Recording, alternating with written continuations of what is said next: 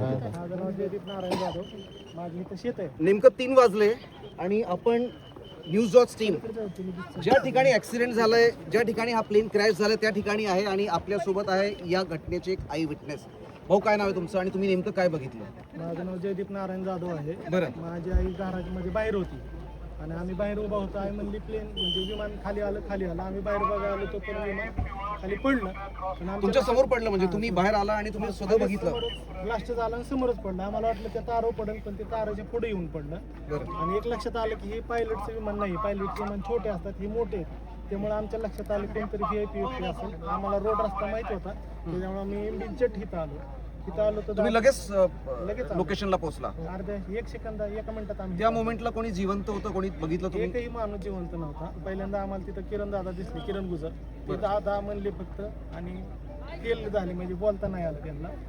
आणि नंतर दादांचं पार्किंग होतं थोडंसं म्हणजे त्या मोमेंटला दादांनी तुम्हाला बघितलं, किरण यांनी तुम्हाला बघितलं? हो, किरण गुजर होते, मी होतो, दादा होते, यादव म्हणून एक ते आहे कोणतरी होतं, ते पण पोहोचले होते. व्हाईट शर्टवाले यांच्या पोलीस मधलाच एक कोणतरी व्यक्ती आहे, त्यांचं नाव नाही मला माहिती, पण ते एक होते तिथे. म्हणजे आम्ही 5-6 जण होतो.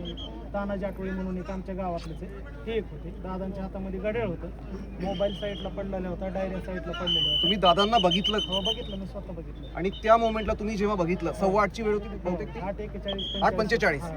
8:45ला तुम्ही दादांना जेव्हा बघितलं तेव्हा दादा जिवंत होते? त्यामुळे एक्सपायर झाले होते दादा.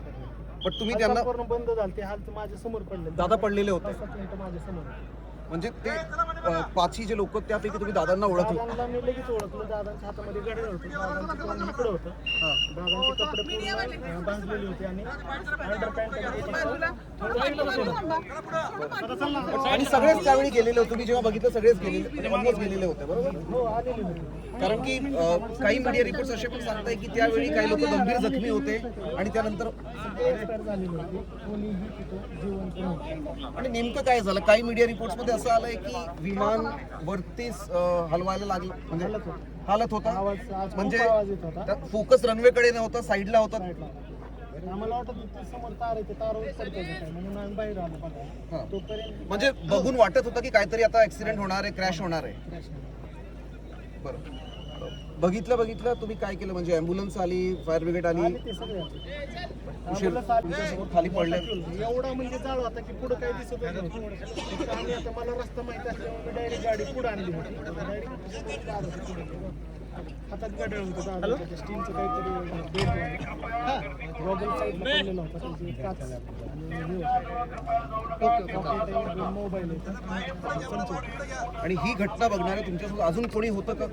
गावातले काही लोक? एक मिनिट, धन्यवाद. वाटलं की आमची आई म्हणली की विमान म्हणजे ओरडते आणि खाली आलं म्हणून आम्ही पळत आलो बाहेर. तोपर्यंत आम्हाला असं वाटलं ताराला पडतंय, पण ताराच्या पुढे. तर त्यामध्ये पहिल्या कोणाला पाहिलं? दादांना, किरण गुजरांना पाहिलं. किरण गुजर माझ्या समोर होते, दादा खाली होते. त्यावेळेस तुमच्याकडे काही खुणवलं, काही बोलणं झालं? एक शब्द त्या ठिकाणी हे झालेलं. त्या ठिकाणी ज्या पाहिल्या वेळेस तुमच्या आई तुम्हाला काय म्हटलं? आई घरी होते, मी चालतो. मला रस्ता ही रोड माहीत असल्यामुळे डायरेक्ट गाडी घेऊन आलो. त्यावेळेस आमच्या लक्षात आलं की हे पायलटचं विमान नाही, हे मोठं विमान आहे. मग मला असं लक्षात आलं की कोणतरी मेजर व्यक्ती, त्याच्यामुळे मी फास्टमध्ये आलो गाडीवर. आलो तर मला समोर किरण गुजर दिसले. ते फक्त दा म्हणले माझ्या समोर हातात गाडी होतं. किरण गुजर मोबाईल आरती तेल तरी बघते, तू का सर माग